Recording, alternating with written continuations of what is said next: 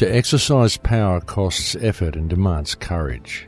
That is why so many fail to assert rights to which they are perfectly entitled. Because a right is a kind of power, but they are too lazy or too cowardly to exercise it. The virtues which cloak these faults are called patience and forbearance.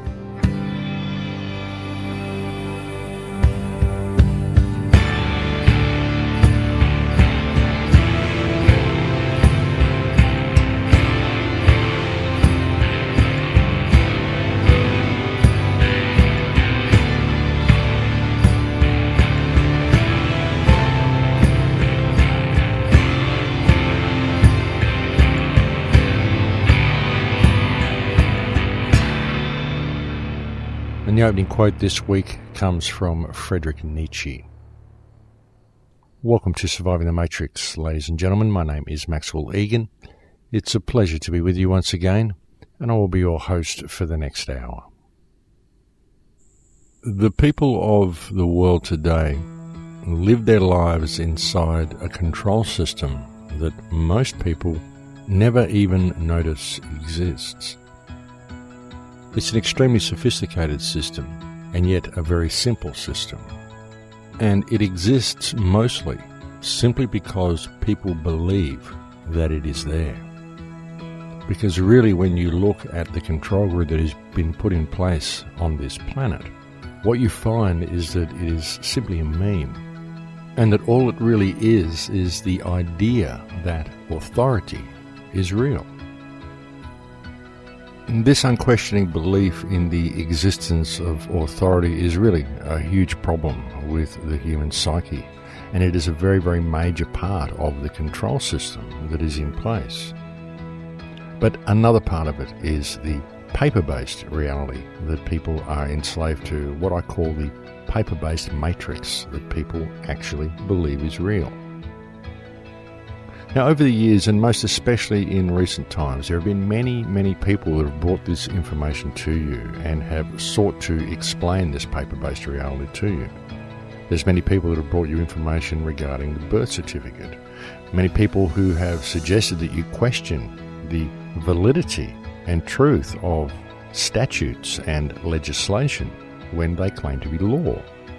Where do these things come from? Where do legislation and statutes and acts come from? Because when we really know what law is, the true definition of law, the true law of mankind, the true law of creation, the true law of reality, it's basically just the difference between good and bad. Is it not? That's really all it is. Really, as I've often said, there's only actually one law, and that is do no harm. Regardless of what you do, as long as it doesn't interfere with other people or cause harm to other people or cause harm to the earth or harm to someone or something by your actions, then you have broken no law. All the rest of it is legislation. It's simply statutes and acts and rules that people make up. They have these ideas, they write them down on little pieces of paper, and they hit it with a rubber stamp, and then they say, you've got to do that because you put me in a position where I am the one in charge of looking after the infrastructure of this society, and so now you have to do exactly what I say because I'm putting rules in place which are going to preserve and expand and make this infrastructure better for all the people. Well, that's the way it's supposed to be. Really, when you look at it, that's what we have. We employ a government to manage our infrastructure for us, and we expect them to improve and expand upon and make this infrastructure more beneficial for society. But what they do is they enact rules instead, and they use these rules to corral and control society into a more and more confined and boxed group. And then they steal the resources of the country and exploit the people of the country and sell all the wealth off to foreign interests. That's basically what's going on here in Australia. That's what's going on in every country. That's what we have here in what we call civilization. We have a group of disempowered and corralled people and another very small group who these first group elect into positions of management who are actually working very hard to steal the wealth of everybody else. And you see, that is the purpose of government, folks. The purpose of government is to steal the wealth of any given nation and to appease the people and make them think that it's okay for the world to be this way and that it's all being done in their best interests. That is the sole purpose of government. This is why government is run by politicians rather than people with good managerial skills. They have to employ people who've got slick tongues, who can convince these slaves to enjoy their servitude and convince them that it is all very necessary for them to suffer because it will ultimately bring about their well-being. This is what austerity measures and things are all about. I mean, what is austerity? Austerity is the government appeasing you for the poverty that they're about to impose upon you and telling you that it's all good and it's all being done for your best interests. And if you really want to be free and be abundant, then you need to basically give up everything that you've got. That's what austerity is. And governments and politicians are very good at convincing people that they need this sort of stuff going on. In fact, governments work very hard to convince people that they need government, because ultimately we don't. The entire concept that we need authority figures to rule over us and to hold our hand for us and pick us up when we fall is completely and utterly erroneous. And it is an idea that has been subconsciously ingrained into people via the governments themselves, through the mechanism of the government-controlled education system. Because you see, that is one of the main purposes of the scholastic system, is to instill into people a deep-seated respect for authority. There's actually an old Chinese proverb or an old Chinese saying that says, if you wish to defeat your enemy, bring up his children. And when you look at our society, that's kind of what has been done to us. Because these governments want to control us, they bring up our children and they train the children that it's good to be controlled and that authority is there for your best interests, when of course nothing could be further from the truth. But ultimately, folks, when you really look at this whole control mechanism, it's simply a meme. It's just an idea, because the entire mechanism only exists on paper, and the rules are only given substance through our belief that these rules are real and that they actually apply to us. And this is done through a very, very clever system of trickery, which I mentioned before and which I refer to as the paper-based matrix.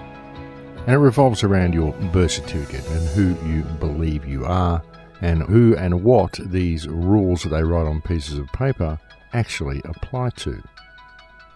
But even before you look at things from that perspective and start understanding what the birth certificate and all of this documentation does, one first needs to understand what government actually is.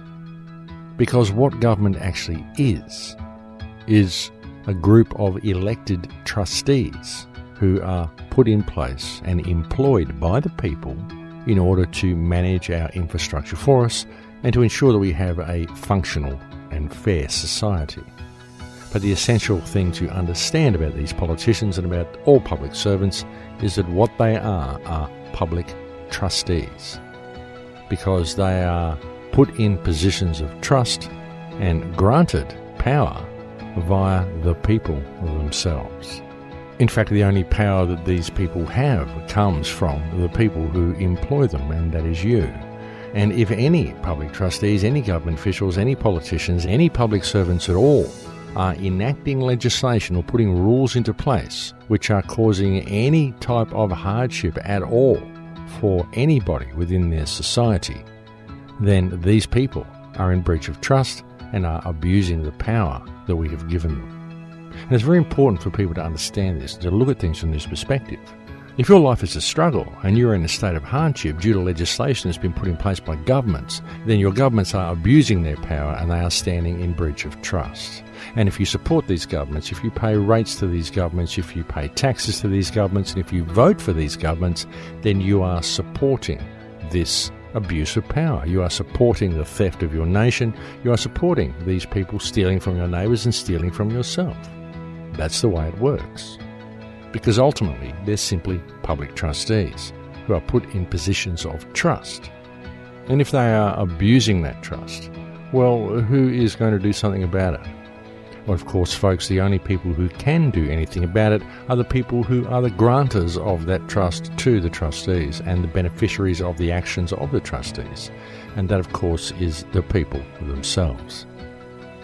And so that's where the remedy lies, folks. That's where the remedy to all of this situation lies. It lies in the hearts of the people themselves, if they choose to stand up and be counted.